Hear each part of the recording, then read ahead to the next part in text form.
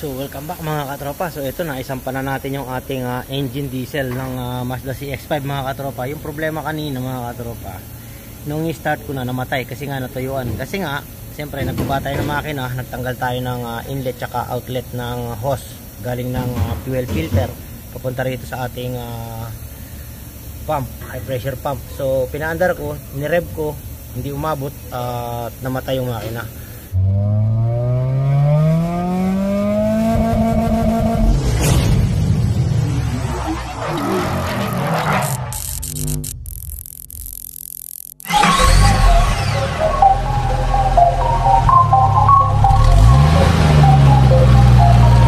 The Mechanic TV.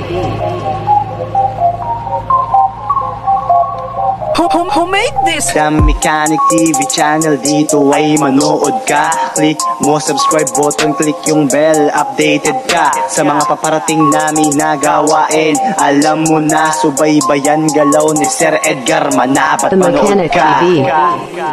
So ngayon, isi-share ko sa inyo kung paano natin siya lalagyan ng paano natin siya hihigupin yung yung ating diesel para umakyat yung diesel mga katropa at mapuno yung ating natuyuan dito mga katropa sa high pressure pump natuyuan. So hindi naman kasi kailangan natin i-bleed yung ating diesel para start tapos buksan natin yung mga fittings.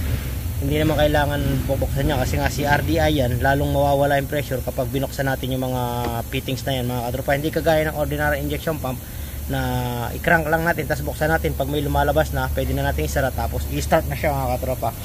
Yung sa CRDI kasi kahit anong CRDI, pag nagbukas tayo dyan parang i-bleed natin, so hindi aandar yan, magkakaroon ng hangin.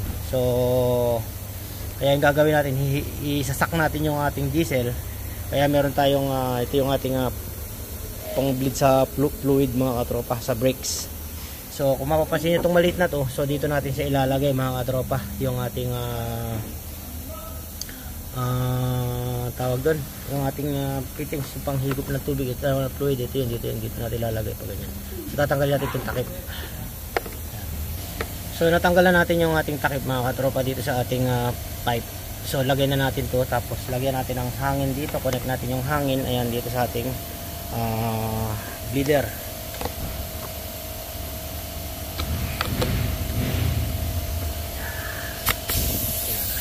Tapos i-open lang natin, tignan natin kung makakahigop ba ng diesel.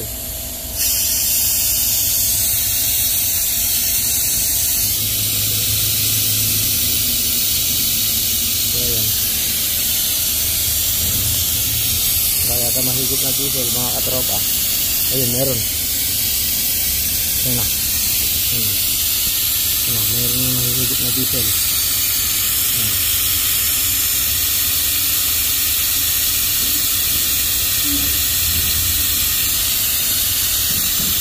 So meron na, i-off na natin yung ating panghigop. Higutin natin. Tapos nasaan na yung ating takip? Nawala yung takip. Ito yung ating takip. So takipan na natin. Ayan, tapos try natin i-start mga katropa pagka ganyan tapos nang mahigop. Ayan. Ibaba muna natin. Try natin start mga katropa kung mag-start siya. Sinahigop na natin. So ganun lang yung procedure na ginagawa ko pagka diesel CX-5 yung ating pinasingaw yung diesel. So try natin mga katropa. So make sure natin na kompleto yung tubig. Siyempre nag-drain tayo kanina sa coolant mga katropa ng kasi nga nagbaba tayo ng makina. Din-drain natin yung coolant. Binaba natin para magpalit tayo ng transmission. So after nito, halimbawa umandar na siya mga katropa, yung gagawin natin, i-configurate naman natin yung ating transmission.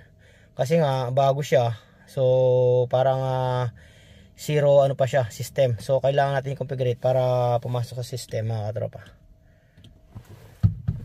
Start natin.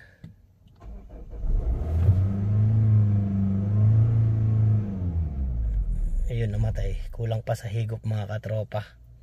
So kailangan pang higupin mga katropa. Higupin muna natin ulit mga katropa. So ayan, higop natin ulit mga katropa.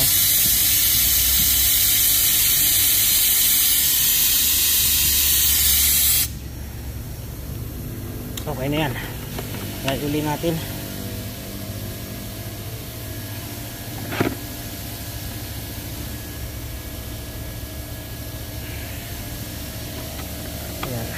testingin ulit natin kung mag-start na siya. Pilitin natin.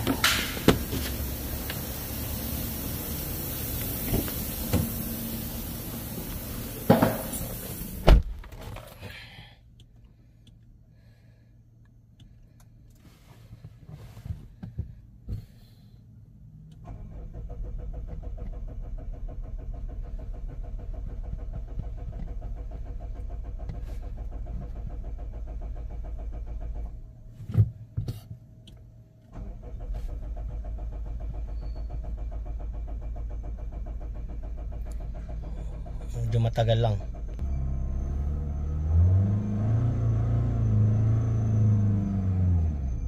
So mandar na mga katropa. So ganun lang. So kung di natin hinigop yan, medyo matagal yung cranking yan mga katropa.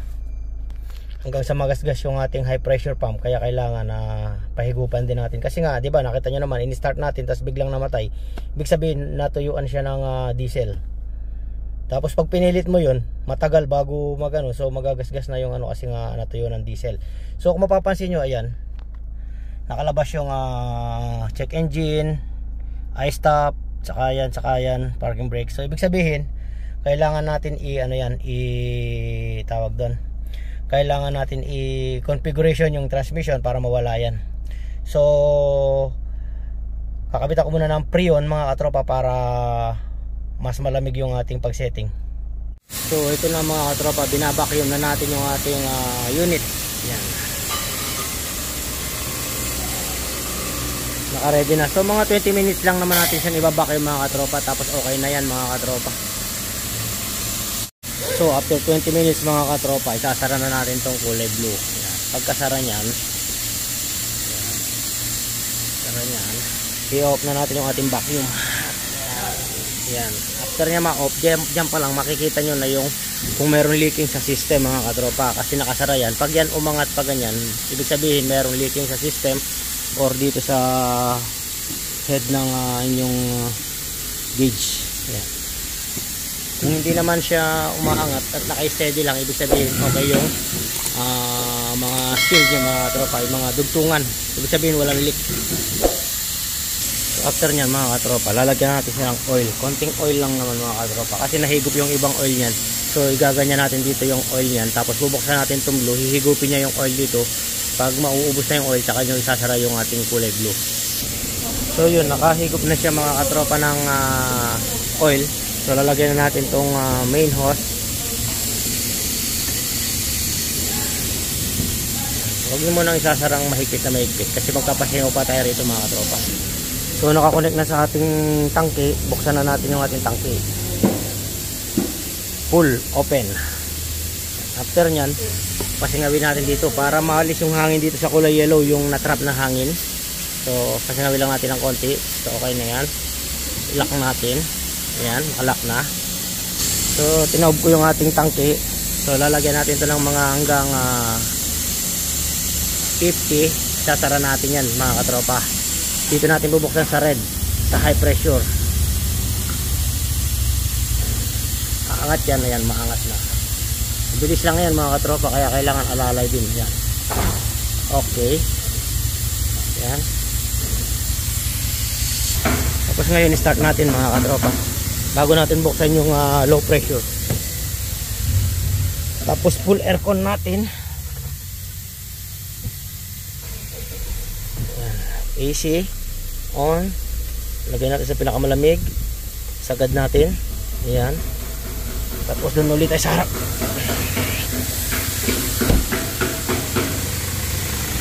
Ngayon yung kulay yellow, ay kulay blue naman yung low pressure yung ating bubuksan. So buksan lang natin, hayaan natin, hintayin natin siya mag 200, tapos isasara natin mga katropa.